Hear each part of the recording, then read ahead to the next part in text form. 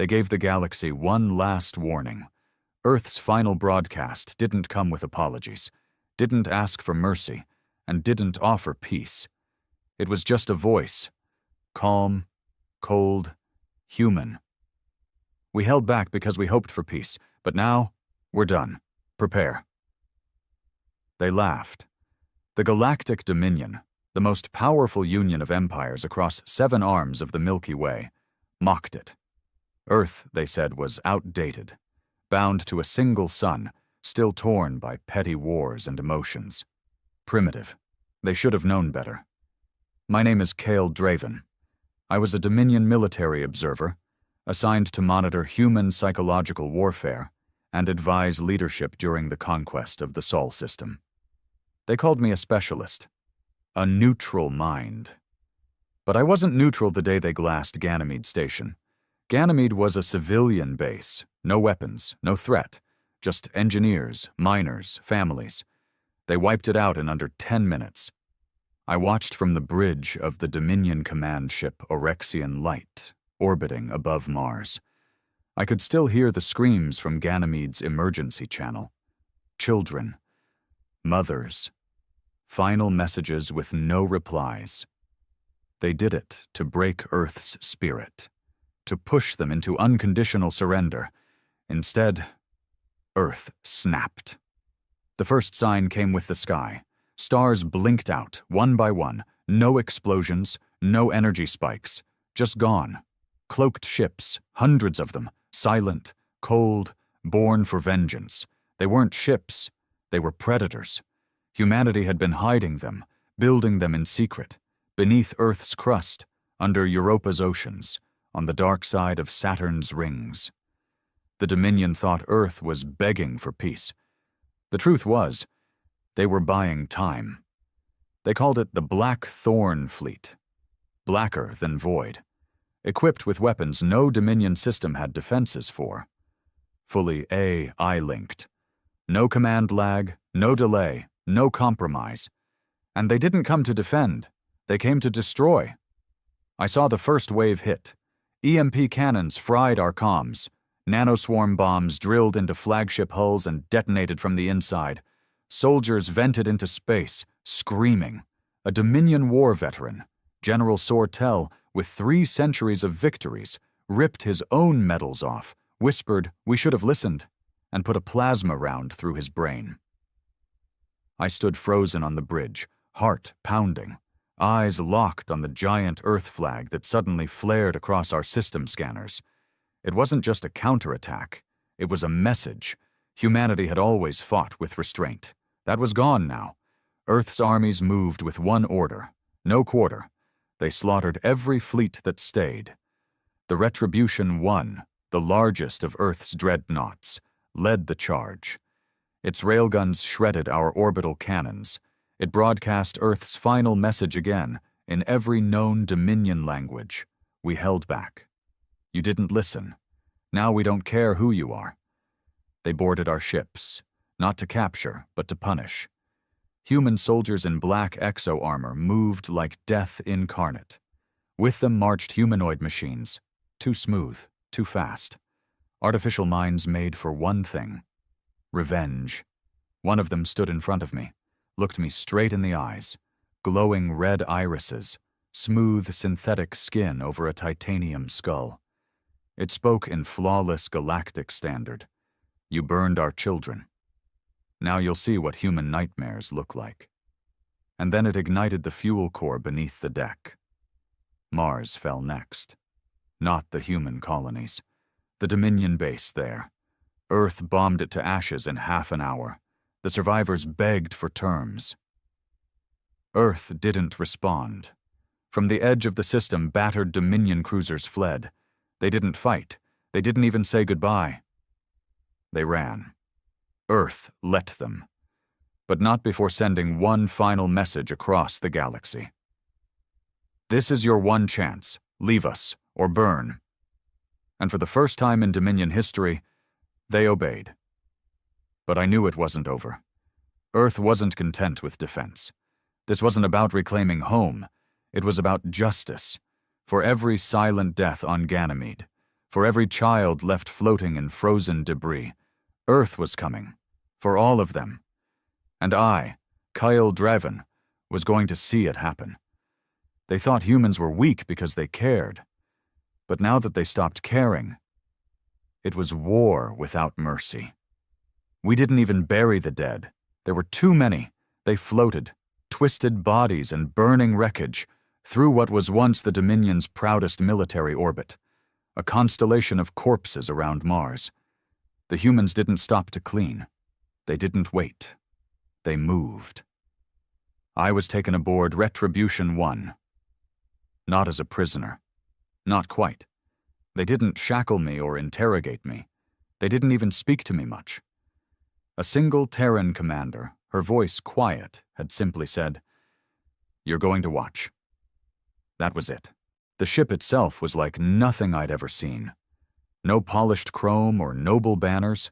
Everything was matte black, brutal, utilitarian, designed for war and war only. Every hallway was reinforced. Every console was embedded with AI co-processors. The air smelled like metal, gunpowder, and ozone. The ship hummed, not like a machine, but like something alive, angry. The soldiers aboard it, humans and machine hybrids, rarely spoke. When they did, their words were clipped, efficient.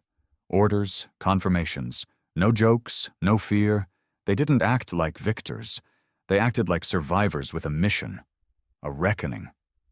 I was taken to an observation chamber, and that's when I saw the next step. Earth wasn't satisfied with repelling the Dominion. They were erasing them. The Dominion fleet that had fled the Mars encounter? They didn't make it far. Human stealth drones had followed them, silent, cloaked in solar radiation, watching, tracking. And now the humans were ready. They executed the assault in silence. No war declaration, no posturing, just one simple message to every Dominion ship in that convoy. We remember Ganymede. The attack lasted 8 minutes. A gravity distortion cannon, something the Dominion had only theorized in research labs, ripped 3 battlecruisers into compact metal cubes mid-jump. The rest were taken out by precision drones that burrowed into engine cores and detonated. From where I stood, I watched it all happen in real time across tactical feeds. Target elimination, 100%, one of the human AI voices said flatly. And then they moved to the next fleet. I looked at the humans operating the mission, and what hit me hardest was the lack of joy. No celebration, no cheers, just cold precision. They were angry, but it wasn't rage anymore. It was something colder, ruthless. They weren't just fighting the Dominion. They were punishing the galaxy for forgetting Earth's pain. That night, if you could call it night in deep space, I spoke to one of the Terran officers. A man named Colonel Arlen Vale, middle-aged, gray in his beard. His eyes told me he hadn't slept in weeks, maybe longer. "You're Kyle Draven, right?" he asked. "The Observer." I nodded. Still breathing. He didn't laugh, just stared out the window into the void, arms crossed. "You were there when Ganymede fell?" I swallowed. "I heard it. I couldn't stop it." "I lost my sister there," he said simply. "She was pregnant, 26, engineer, wanted to build schools on Europa." I started. He cut me off with a hand. "Don't apologize, just watch." He pointed to the next battle projection on the wall. A Dominion listening post orbiting Alrax Prime, far from Earth, a deep intelligence center heavily fortified. Untouchable, they thought. Earth didn't send ships this time. They sent a virus. Nanocode, disguised as a Dominion medical update, slipped into their core systems by a stealth satellite disguised as debris. Within 4 minutes of activation, every AI system on the station turned on its crew. Airlocks opened. Life support reversed. Doors sealed shut. No survivors. Colonel Vale turned to me. "You see, Kyle? We tried peace, for years. They told us we had to follow their rules, join their alliances, bow to their tech, And when we didn't kneel fast enough, they burned our children. He stepped closer. This isn't war anymore. It's message delivery. I didn't know what to say. I had lived my entire life believing humans were too emotional, too divided, too fractured to be taken seriously by the galactic powers. They couldn't unite long enough to elect a stable planetary leader, let alone mount an interstellar campaign. But this wasn't the Earth I'd studied. This was something else, something ancient, something that had survived 1,000 years of war, plague, and collapse, and emerged hungrier for justice than anyone could imagine. "We warned the galaxy we were holding back," Colonel Vale muttered. "Now they'll see what happens when we don't." The next day, Earth officially launched what they called the Reckoning Protocol. 12 Dominion outposts were marked for elimination. No negotiations, no discussions, just coordinates, attack windows, and total annihilation. I asked one of the human AI systems, a sleek core named Cipher 9, why Earth didn't want to negotiate peace, now that they'd gained the upper hand. Its answer chilled me. "We offered peace when we were weak. They answered with fire. Now that we are strong, we speak in a language they understand." Earth wasn't asking for mercy anymore. It was teaching a lesson. Within 2 weeks, 6 outposts were gone. Not just destroyed, but surgically dismantled. Their leaders captured and executed live on galactic broadcasts, not out of cruelty, but as proof. Earth's message was spreading fast. Across neutral systems, whispers turned into fear. Trade guilds began canceling Dominion contracts. Minor species once loyal to the galactic rulers now scrambled to issue public apologies to Earth. And Earth? Earth said nothing. They didn't ask for tribute. They didn't ask for alliances. They didn't even respond. They just kept moving. I sat in my assigned quarters that night, if you could call a cold steel box a quarter, watching the endless list of incoming targets being fed into the system. And I started to wonder, how far would they go? Would they stop at the Dominion? Or would they come for the silent ones, the empires and species who stood by while Earth burned? Those who could have intervened but chose silence instead? And what about me? I had spent my life studying human weakness, explaining it, writing reports about their instability, their chaos, their lack of unity. And now I was watching them outthink the Dominion, outfight them, outlast them. I was watching the species I underestimated become the most terrifying force the galaxy had ever seen. Colonel Vale found me again in the observation deck, sometime around what the humans called mid-cycle. He lit a small cigar. The scent of it reminded me of Earth's old war documentaries. Smoke, grit, leather, and loss. "You think we're going too far?" he asked without looking at me. "I don't know what far looks like anymore," I replied honestly. He exhaled slowly. "That's the point." I waited, but he said nothing more. When he left, I stood alone in the dark, watching the war unfold across dozens of screens. And deep inside, a part of me understood.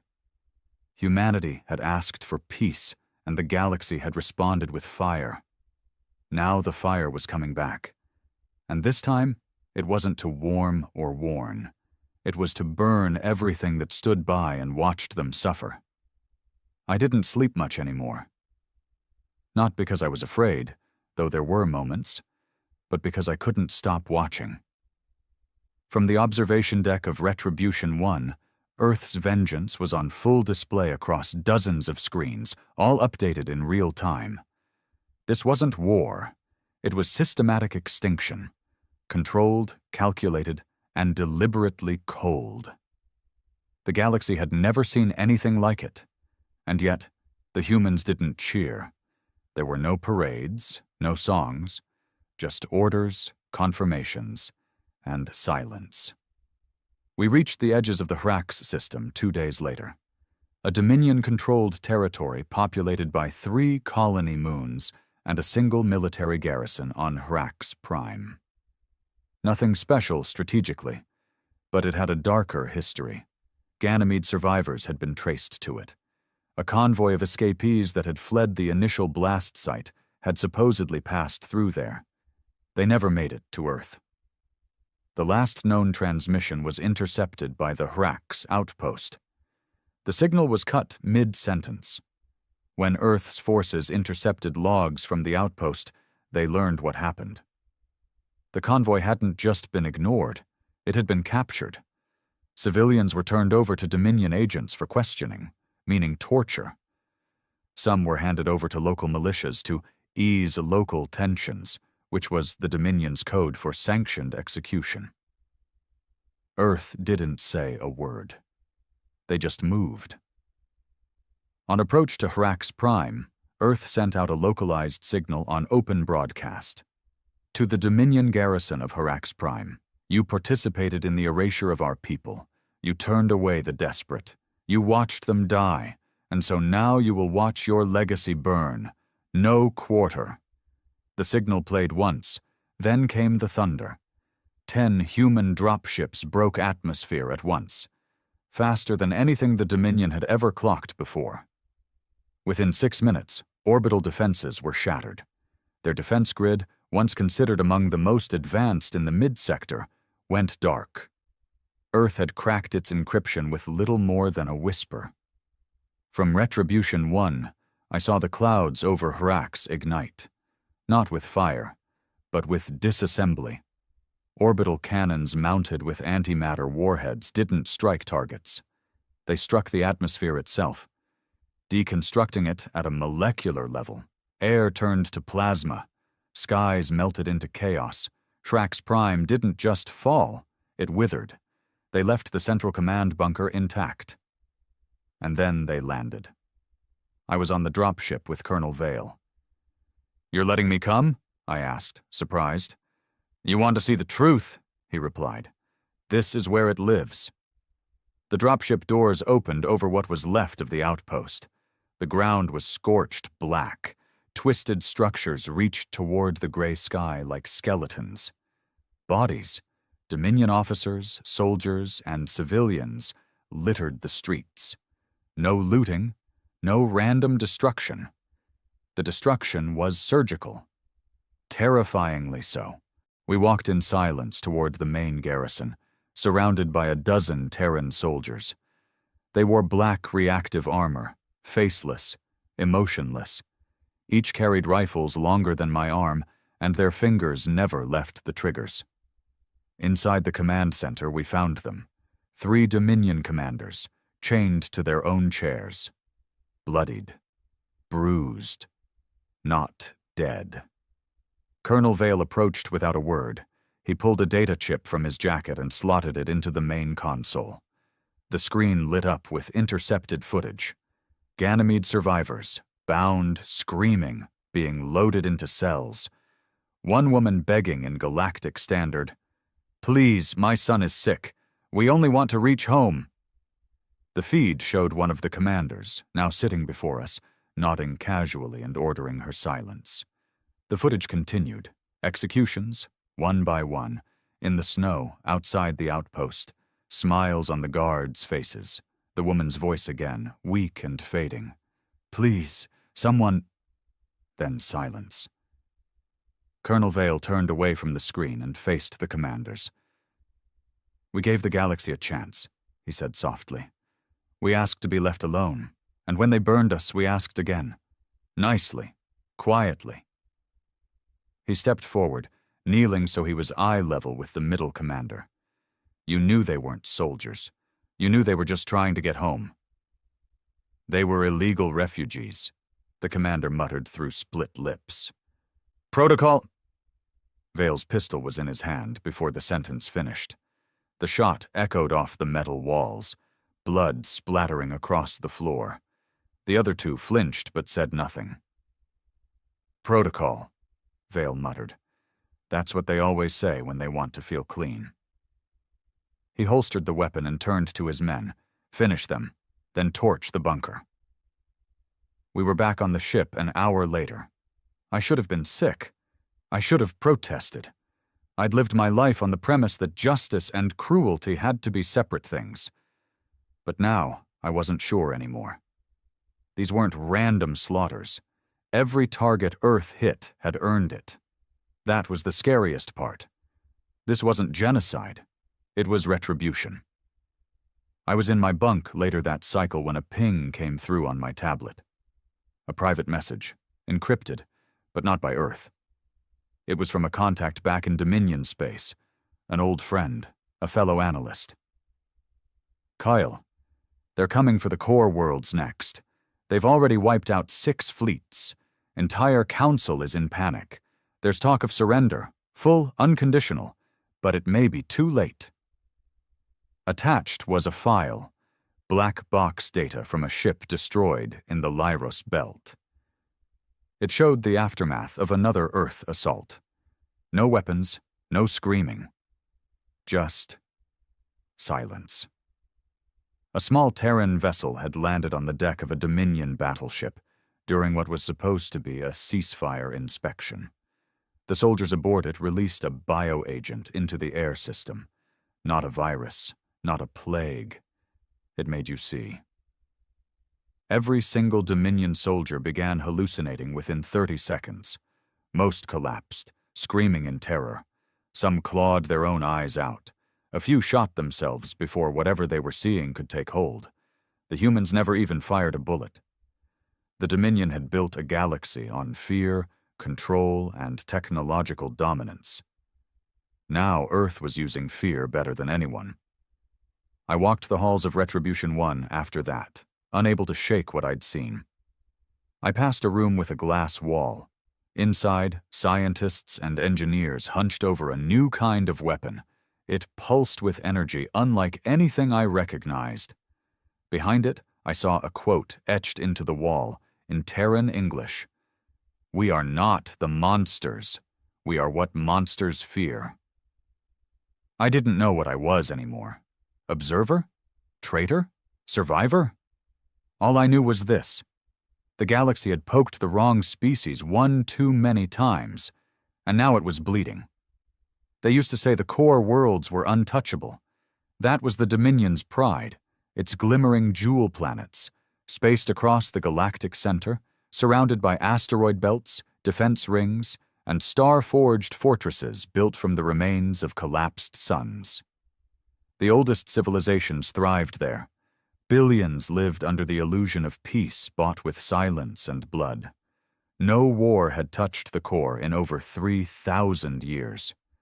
Until Earth arrived. It began with static.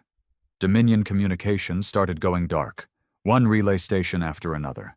No explosions, no confirmed kills, just eerie silence, followed by deep void on every channel. The Council didn't panic at first. They assumed it was sabotage, internal disruption, maybe pirate interference. But Earth knew how to send a message. The first real sign of the reckoning came on Kairos Prime, the administrative capital of the Inner Dominion. No weapons were fired. Instead, every screen on the planet lit up with a message in Terran Standard. White letters, black background. "We are not negotiating. You had your chance. This is not conquest. This is consequence." Then the city lights blinked off. Power grids failed. Gravity fluctuated. The artificial climate system began to collapse. By the time Dominion engineers attempted to respond, they discovered the horrifying truth. Earth had been there for years. Microsatellites, the size of grains of sand, had been drifting through Dominion airspaces, slipping through filtration systems, embedding themselves in infrastructure. Every sensor, every camera, every data link. Earth hadn't just arrived. They had been watching the entire time. They knew where the commanders slept, where their children were sent for schooling, where escape pods were hidden, where the defense systems had blind spots, where the deep code kill switches were located. Kairos Prime never stood a chance. No bombs were dropped, no soldiers deployed. Earth collapsed the planet from the inside. I watched from the operations center on Retribution 1 as the entire city crumbled in on itself. Glass towers folding like paper, maglev lines spiraling into flames, the sky itself tearing with overloaded atmospheric generators. Death toll, 2.8 million.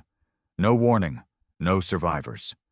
Even I, Kyle Dreven, once proud analyst of Dominion psychological ops, felt a chill that wouldn't leave me. This wasn't war. It was surgical annihilation. Colonel Vale stood beside me, his eyes locked on the screen, unblinking. "They thought Earth's strength was in its numbers," he said. "But it's not." I glanced at him. "Then what is it?" He didn't answer for a moment. Then he muttered, "It's that we don't forget. And we don't forgive." The next target was Vereen 7, a diplomatic world known for hosting treaties, alliances, interstellar courts, neutral by every definition.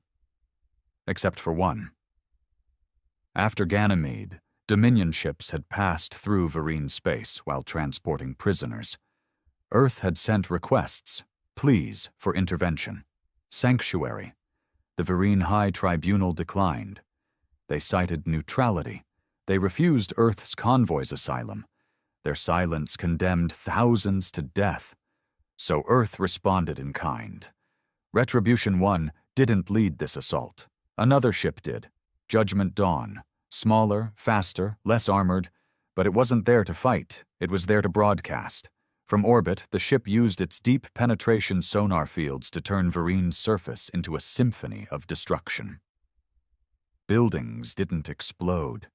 They vibrated themselves apart. High-pitched frequencies drove civilians into seizures. Entire cities buckled from harmonic collapse. Brains ruptured from the inside out. All streamed live. Earth didn't look away this time, and they made sure no one else could, either. Thousands of systems across the galaxy were forced to watch. Earth's message played between each wave of devastation. You could have stopped it. You didn't. So now, you don't get to stand behind your neutrality. The galactic community began to fracture. The Dominion had ruled for millennia with fear and control. But Earth wielded something far more dangerous, righteous rage. Empires that once backed the Dominion quietly pulled their fleets inward. Civil wars erupted in fringe colonies as citizens began demanding reparations or cutting ties entirely. Entire trade alliances fell apart in hours. No one wanted to be Earth's next target. And Earth? Still said nothing. They weren't building coalitions. They weren't issuing demands. They were simply executing names on a list. One by one. Back aboard Retribution 1, I started noticing a change in the crew. They weren't tired. They weren't hesitant. But something in them was hollowing. There was a man named Reyes, one of the lead comms officers, a soft-spoken guy from what I gathered. I passed him one morning and asked how he was holding up. He looked at me, eyes sunken, voice dry, and said, "It doesn't feel like winning. It feels like burying ghosts." Later that same day, he blew his own brains out in the mess hall. No one spoke during the cleanup. No one needed to. That night, I reviewed old Dominion files, footage from Ganymede, surveillance, hidden reports from whistleblowers. It wasn't just bad, it was sickening. Executions streamed live to elite Dominion clubs for entertainment. Children turned into experimental subjects by off-book science divisions. Earth had begged for assistance. The Dominion had made a show out of ignoring it. I saw one clip that stayed with me. A young girl, maybe 9 years old, clinging to her brother as Dominion soldiers tore him away. She kept screaming, "Please, he's all I have left." The camera cut out after that, and I knew why Colonel Vale no longer spoke about peace. By the end of that week, another core world fell. Zathara, a world so proud it called itself the Voice of Order. Earth silenced it in 6 hours. They didn't use weapons this time either. They used memory, Every network on the planet was overridden with personal accounts, voices from Earth, survivors of Ganymede, Europa, the destroyed convoys, women weeping, men screaming, children whispering about the stars they saw while floating in the cold. Zathara's own population turned against its leaders. Riots erupted. Government buildings were overrun. Earth didn't need to fire a shot. They just reminded people what their silence had cost.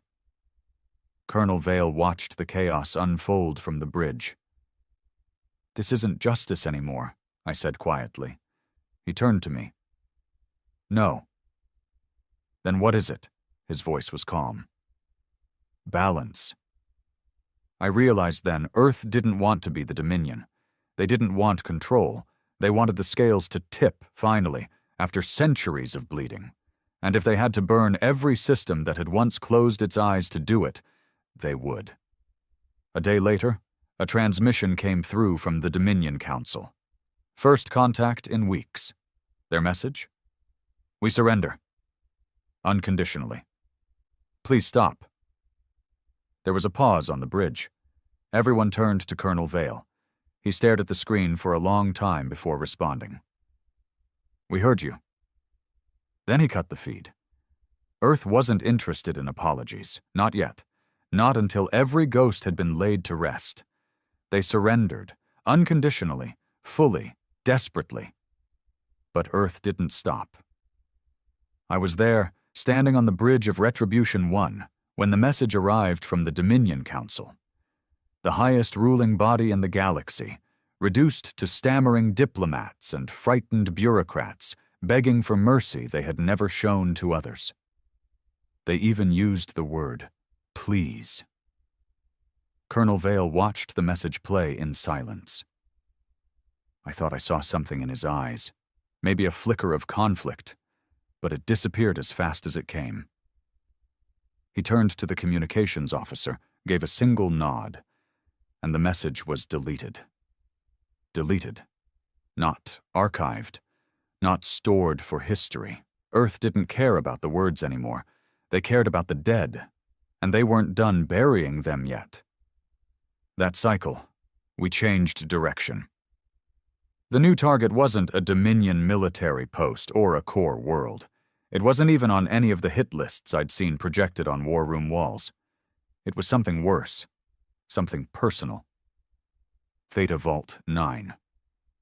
The place wasn't public. Not even most Dominion officials knew of it. But Earth had found it. Buried under a rogue moon, protected by gravitational warping fields and decoy satellites, Theta Vault 9 was one of the Dominion's most secure black sites. It was where secrets were hidden, along with the people they wanted forgotten. And Ganymede's last children had been there. Earth had confirmation now. Records taken from the wreckage of Zathara's high command revealed that 12 children from Ganymede, originally listed as unaccounted for, had been captured alive during the colony purge. They were transferred to Theta Vault 9 for long-term intelligence value. Translation: experiments. Colonel Vale didn't give a speech this time. He didn't need to. We dropped out of hyperspace 3 million kilometers from the vault. No approach, no warm-up, just deployment. Earth used a weapon I hadn't seen before. A sphere. Small, black, and silent. It was launched from the belly of Retribution 1, drifting toward the moon like a raindrop through space. When it made contact, it didn't explode. It whispered. A pulse spread from its core, silent, invisible to the naked eye, but every Dominion system it touched folded in on itself. Firewalls disintegrated, defense platforms turned their guns inward, artificial gravity reversed for 8 seconds and crushed every object not bolted to the floor. We landed 30 minutes later. I was allowed to join the boarding team again. Maybe they thought I'd seen enough by now that I wouldn't flinch. Maybe they wanted me to keep watching because that was my punishment, my slow transformation. The corridors of Theta Vault 9 were covered in shadows and smoke. The air smelled like burned oil and rotting flesh. We moved past dead guards, their expressions frozen in fear and pain, limbs contorted in impossible directions. Some had bitten off their own tongues, others clawed their own faces. "Neural inversion field," one of the Terran officers said. "Scrambled the fear centers of their brain. Made their survival instincts eat themselves alive." No pity in his voice. No disgust, just facts. We found the first child's body in a glass cell. Small, thin, wrapped in synthetic blankets.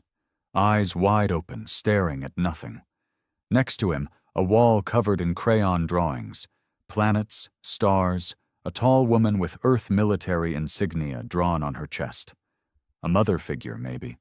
Someone who promised to come back for them. She never did. Colonel Vale stood in the doorway, fists clenched so tight his knuckles were white. His jaw trembled, but he said nothing. He moved to the next room, and the next. 9 of the 12 children were confirmed dead. We found their records, autopsies, medical tests. Some were labeled non-viable.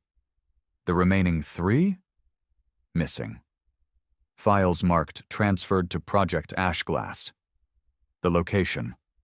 Arkan's Wake, another ghost, another name that even I hadn't heard in my time working for the Dominion. Arkan's Wake was an abandoned planetary shell deep in the gravitational fields of a neutron star. It had been ruled uninhabitable decades ago, but Earth had already begun plotting the coordinates. Vale turned to his second-in-command, a grim-faced woman named Captain Nia Rowland. "Launch Black Spear Protocol," he said. She nodded. "Full force?" "All of it." I later learned what Black Spear was. It wasn't just a mission. It was judgment incarnate. Earth's most elite soldiers, biologically enhanced, cyber-linked, trained from birth. These weren't the angry remnants of Earth's past wars. These were the new breed, purpose-built for vengeance. I returned to my quarters that night and sat staring at the blank walls, hands trembling. Earth wasn't just punishing now. They were hunting. They didn't want surrender. They wanted the rot excised. They were tearing through the Dominion like a surgeon with a blade and a grudge. The next day, Earth's fleet left Theta Vault 9 in ashes. No salvage, no survivors.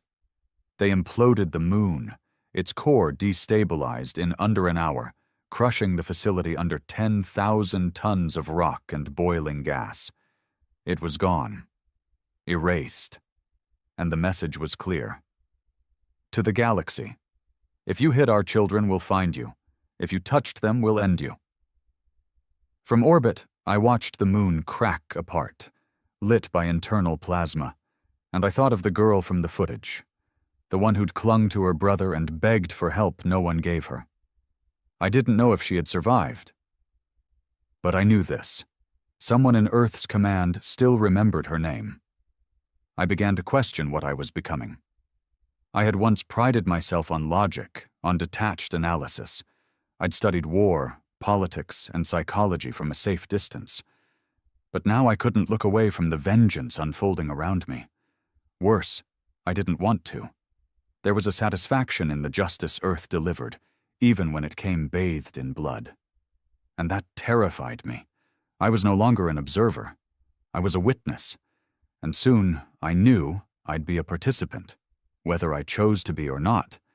I didn't think Earth had more wrath left in it. But Arkan's Wake proved me wrong. The place was supposed to be a dead rock, gravity warped, torn apart by stellar radiation, and long abandoned by any sane species.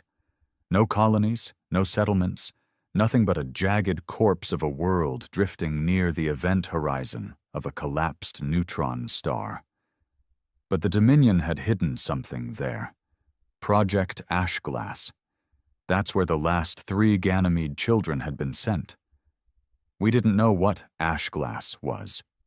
The files we pulled from Theta Vault 9 had been fragmented, corrupted, possibly even deliberately by retreating Dominion forces. Earth's AIs, as good as they were, couldn't fully piece it back together. But there were words that stuck out like thorns. Psychogenic integration trial. Zero consent biofusion. Weapon class potential. In short, they weren't studying the kids anymore. They were turning them into tools. We entered Arkan's system blind. The radiation from the neutron star knocked out most long-range scans, forcing Earth's fleet to rely on old-school tactics: manual sweeps, thermal traces, and signal ghosting. Earth adapted quickly. Always did. It's what made them terrifying. I was in the war room when Retribution 1 found the facility. It wasn't on the surface. It was beneath it. Miles down, embedded in cooled iron strata and shielded by layers of artificial gravity to keep it hidden from sensors. The Dominion had built it with one purpose: to never be found. Earth found it anyway. They didn't go in guns blazing. Instead, they sent me. Colonel Vale called it a gesture of truth. "You used to be one of them," he told me. "Maybe they'll talk to you." I should have refused. I should have laughed and said I wasn't suicidal. But the part of me that had been growing colder, sharper, more like them, nodded. They gave me a suit. Simple, black, pressurized. No weapons. Only a short-range comm and a pulse monitor. "You're not going in alone," Vale added. "We're riding your signal. You go quiet, we level the planet." Comforting. I was dropped in through a tunnel drilled by one of Earth's orbital cannons, straight into the upper crust of the facility. It was quiet. Too quiet. Not abandoned. Waiting. Lights flickered. The air was stale, dry, carrying the sharp scent of chemicals and scorched circuits. I moved slowly, my breath echoing loud in my helmet. Every step felt like it might trigger a trap. Then I saw the first figure. Human. Or at least it used to be. The body was suspended inside a transparent tube filled with liquid. Skin fused with circuits. Eyes replaced with red orbs. The chest opened, revealing something pulsing, organic and mechanical at the same time. Name tag still on the collar: Dr. Celian Marek, Dominion Genetic Division. He'd done this. And he was dead, not by Earth's hand. The machine within his chest had torn him apart from the inside. I kept moving. The deeper I went, the more of the facility opened up. It was huge, larger than I'd imagined. A subterranean labyrinth of labs, containment cells, and observation rooms. Then I heard it. A voice, small, young. "Who are you?" I froze. It came again, softer this time. "Are you another test?" "No," I said aloud, trying to project calm. "My name is Kale. I came with the humans. They're here to get you out." Silence. Then, too late. I followed the sound to a control room lined with shattered displays and one intact stasis chamber. Inside it stood a girl, no older than 10. Pale, hair cut unevenly, eyes too large, glowing faintly blue. She didn't blink. She wasn't shackled. There were no visible restraints, but her expression, it was like glass. Still. Empty. As if blinking might let her remember something she didn't want to. She looked directly at me. "I remember you." My blood ran cold. "You don't," I replied quietly. "We've never met." "Number. But I remember your kind. You watched. You all watched. When they took us, when they hurt us, when they asked us questions and never listened to the answers." She touched the wall of her chamber. It rippled. Like it wasn't glass at all, but water. "Are you here to die?" she asked. "No," I said. "I'm here to take you home." She tilted her head. "Where is that?" I didn't have an answer. Behind me, I felt the temperature drop. The lights flickered. And then I wasn't alone. 2 more figures stepped from the shadows. A boy, tall, maybe 15, shirtless, covered in surgical scars, and with strange circuitry glowing across his spine. And a second girl, mute, her eyes black, her hands wrapped in bio-steel bands that seemed to move on their own. They stood there, watching me. All of them had the same calm fury behind their expressions. Not hate, not rage, just emptiness. "We remember everything," the older boy said. He stepped forward. "When the guards stopped feeding us, when they watched our blood drip into jars, when they made us fight each other to see what would happen to our bones." My voice cracked. "I didn't do this." "No," he replied, "but you let it happen." He raised his hand, and the walls screamed. Not the kind of scream you hear with ears. It was inside me, inside every nerve, every memory. I dropped to my knees, hands clutching my helmet. And in that moment, I understood. They weren't children anymore. They weren't human, either. They were something new. Earth hadn't come here to save them. Earth had come here to witness what the Dominion created.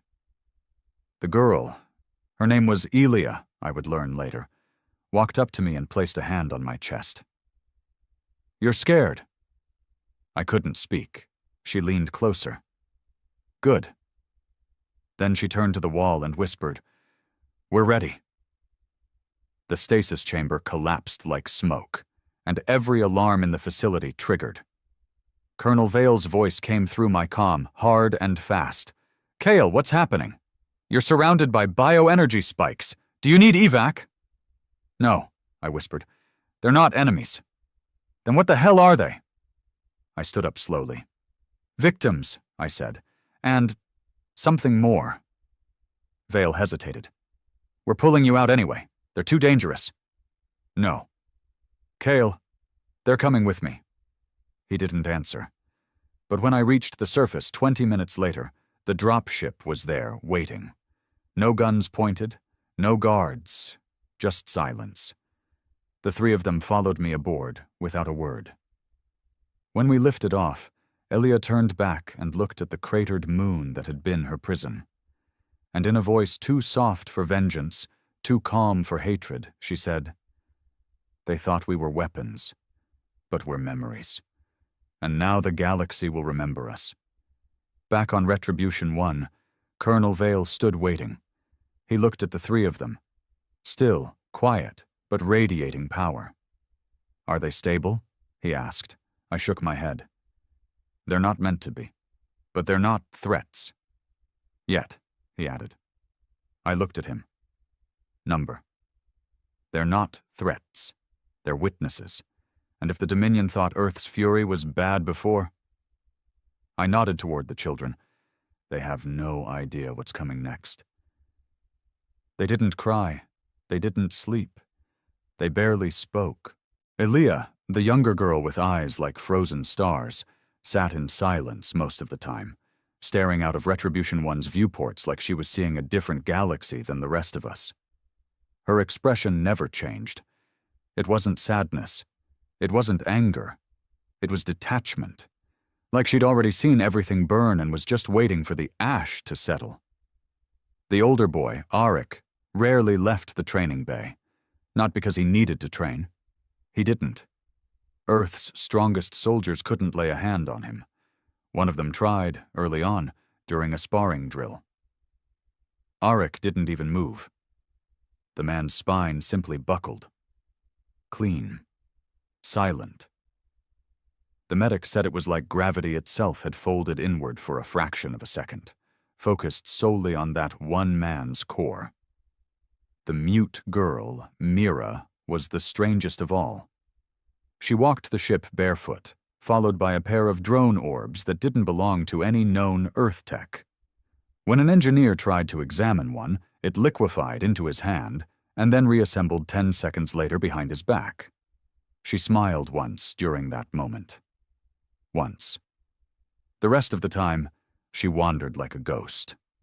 The crew tried to act normal at first. Orders were still issued, missions still planned. But everyone kept their distance. You could feel it, the tension. Not fear of the children? Not exactly. It was fear of what they represented. Proof that Earth's rage had arrived too late. We hadn't saved them. We'd simply found what was left. Vale called a high-level meeting 3 cycles after Arkin's wake. Commanders from across Earth's fleets holo-linked in, their faces grim. Tactical updates from across the galactic front were stacked on every screen. The Dominion wasn't resisting anymore. It was breaking apart. Core worlds had gone dark. Several military outposts had self-destructed. One Dominion admiral turned himself in and detonated his own command ship mid-transmission, as if to make some final statement about guilt. Earth hadn't even asked him to. The war was no longer a war. It was collapse. And Earth? Earth was deciding what came next. I sat in the back of the war room, watching as Colonel Vale stood before the table, the 3 children behind him like shadows. "They did everything we feared," Vale began. "The Dominion lied, tortured, killed, and buried the truth under centuries of peace, and we gave them a chance to make it right." He gestured to Elia, Mira, and Arik. "This is what they did instead." Silence. One of the fleet commanders, Admiral Rousseau, leaned forward. "What do you propose? We've raised their war machine. Their leadership is shattered. If we push further, we risk uniting the rest of the galaxy against us." Vale didn't blink. "Then let them unite." Another commander, this one a younger woman from the Arctic Division, spoke up. "You're suggesting we start a war with everyone else?" "No," Vale said. "I'm suggesting we remind them what silence costs." That phrase hung in the air like a knife. I wanted to speak, to offer caution, but Elia stepped forward first. "She's right." Her voice was soft, controlled, but it stopped the entire room. "If you burn too long," she said, "you become the fire." Her hands were clasped in front of her. Still, formal. Too mature for a child. "I don't want revenge anymore," she continued. "We got that. But if you become them, if you crush worlds because they might be guilty, then there'll be more of us." She glanced at Mira, who was now sitting on the edge of the table, legs swinging gently, black eyes unblinking. More orphans, more ghosts, more monsters made in dark rooms. The room stayed silent. Colonel Vale looked at her, his jaw locked. Then he turned to me. "Kyle, you've seen more than most. Say something useful." I stood slowly. The attention in the room made my throat dry, but I spoke anyway. "Earth won. Not just militarily. You won the truth. The galaxy saw it all. The betrayals, the suffering, the footage, the confessions. You've been just in your fury." I let my words sink in. But now comes the test. Can Earth lead with that same fury and still be just? Admiral Rousseau nodded. "Because that's what's coming, whether we want it or not. Power like this doesn't go unnoticed. The other empires, those that stayed quiet, they're scared." Vale didn't respond immediately. He walked to the table, looked over the updated list of galactic powers, trade hubs, communication cores. Then he tapped a name. Tal Veros. A neutral world. Massive trade hub. Never directly engaged with the Dominion, but benefited from every law the Dominion passed. Supplied weapons, fed the engines of suppression. "They profited off the blood," he said. "But they'll offer diplomacy now that we're strong." "So take their diplomacy," I said. "But don't do it with a gun in their mouth." Vale's eyes darkened. "They fed the Dominion while our children screamed. And we need to make sure no child screams again," Elia whispered. I didn't expect Vale to listen. But he did. He ordered Retribution 1 to redirect toward Tal Veros, not for annihilation, for dialogue. The children remained silent as the order went through. Later that night, I found Eric in the ship's observation deck, staring at a long, dead star system as it slowly spun in the void. "I don't sleep anymore," he said. "I didn't think you had to." "Not because of biology, because when I do, I remember." He turned to me. They made me fight my brother. I didn't want to, but they told me if I didn't, he'd die slowly. He looked down at his hands. I killed him in 9 seconds. Fast. Clean. I said nothing. What could I say? He looked back out the window. If Earth becomes like them, I'll leave. Take Mira and Aaliyah and disappear into the black. We were made for surviving, but I won't be part of another machine. You won't have to be, I said. I hoped I was telling the truth. When we arrived at Tal Veros, the Planetary Council sent a delegation. For the first time, Earth answered with words, not weapons. Colonel Vale, flanked by the children, not as threats but as symbols, stood before the council. I'm not here to threaten you, Vale said. I'm here to give you a choice. He opened a datapad and tossed it onto their marble table. You helped build the machine that murdered our people, quietly, behind closed doors, but you profited. He stepped forward. So here's what we want. 30% of your planetary output goes to rebuilding the Ganymede line. Medical aid, refugee processing, cultural restoration, no military, no credits. Care. The council hesitated. Vale leaned closer. If you refuse, we won't fire a shot. But we'll release every file, every purchase order, every transport manifest, every signature that links your world to Dominion war crimes. He smiled coldly. And then we'll leave, and we'll let your people decide what to do with you. That was Earth's new weapon. Truth. The council agreed, and so Earth left Tal Veros standing. Changed. Ashes didn't fall that day. No cities burned. But the message was just as loud. Earth would not conquer. They would judge. The war had no final battle, no trumpets, no dramatic last stand, no banner raised over broken ground. It ended with silence. Not the quiet of peace, but the kind that comes when fear has taken root so deep that no one dares breathe. Earth stood alone. The Dominion was gone. Not defeated, dismantled. Its fleets shattered, its archives exposed, its leaders either dead, imprisoned, or scattered across the void like rats fleeing a crumbling temple. Worlds that once boasted about their allegiance to the Dominion now flew white flags and sent aid to Earth's rebuilding efforts. The children of Ganymede were remembered not as a tragedy, but a warning. And those 3 survivors, Elia, Arik, Mira, they weren't symbols anymore. They were legends. The galaxy whispered their names. Some said they were Earth's secret weapons. Others claimed they were the next evolution of humanity. A few even believed they weren't human at all anymore, that the Dominion had turned them into something divine or cursed. But I knew the truth. They were broken children who chose not to become monsters, even though every part of the universe gave them the right to. I walked with Elia along the observation deck of Retribution 1 the day the official ceasefire treaty came through. Not from the Dominion. They didn't exist anymore. It came from the United Galactic Accord, a new body hastily formed by what remained of once neutral systems, minor empires and old colonies.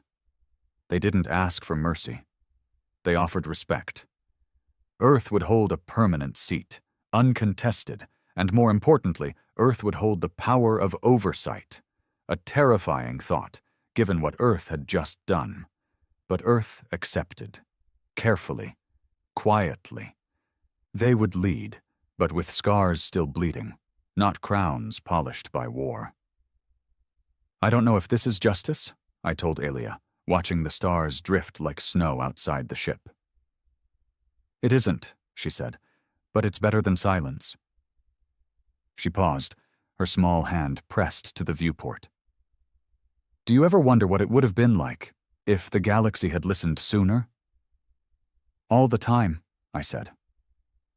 She looked at me, and I saw in her eyes something that hadn't been there before. Sadness, not anger, not detachment, just the weariness of someone who had survived too much. There's a planet, she said. They found it out past the rim. No name yet, just trees, water, no cities. I asked Colonel Vale if we could go there. I blinked. You want to leave? She nodded. Mira said she's tired of hearing screams in her head. Auric. He won't say it, but I know he's afraid of what he could become. She turned away from the stars. I think we all are. Colonel Vale approved the departure 2 cycles later. Earth didn't argue. The children had given them too much already. They deserved something back. A fleet escorted them to the edge of known space. No ceremonies, no cameras, just silence, just respect. As the ship disappeared into the void, I felt something shift in me, something I didn't know I was still carrying. Hope. But that wasn't the end. Not for Earth, not for me. Rebuilding began slowly. The war left scars too deep for diplomacy to patch. There were still threats, opportunistic pirates, former Dominion admirals trying to resurrect the past, smugglers trafficking pre-war tech. But Earth didn't respond with fire anymore. They responded with witnesses. I was there when the first Truth Assembly was held. 50 worlds, hundreds of delegates, and 3 survivors from Ganymede stood at the center. Holographs of them, recorded before they left. Not to blame, but to remind. Earth released every file they had gathered during the war, every atrocity, every lie, every signed document that led to suffering. And then they said, "We won't punish you, but we won't forget. If you stay silent again, it won't be Earth you'll answer to. It will be your own people." It worked. The galaxy changed. Small systems began self-regulating. Populations that once bowed to overlords started holding trials. Truth spread, not by conquest, but by fear of what Earth had proven it could become. Colonel Vale retired soon after. He didn't announce it. He simply vanished from command, his record marked with a single phrase, "Mission fulfilled." Some said he went back to Earth. Others said he joined the children in exile. I don't think I'll ever know. As for me, I was offered a position in Earth's new coalition oversight force, an advisory role, half political, half intelligence. I declined. I didn't want to be a voice of caution anymore, or complicity. Instead, I returned to Ganymede. The colony was being rebuilt, slowly, carefully, with Terran and alien hands alike. Memorials stood where the ashes had been, one for the children, one for the silence, and one for the warning, etched in stone, simple and brutal. We held back. You didn't listen. Now we don't care who you are. I visit it often.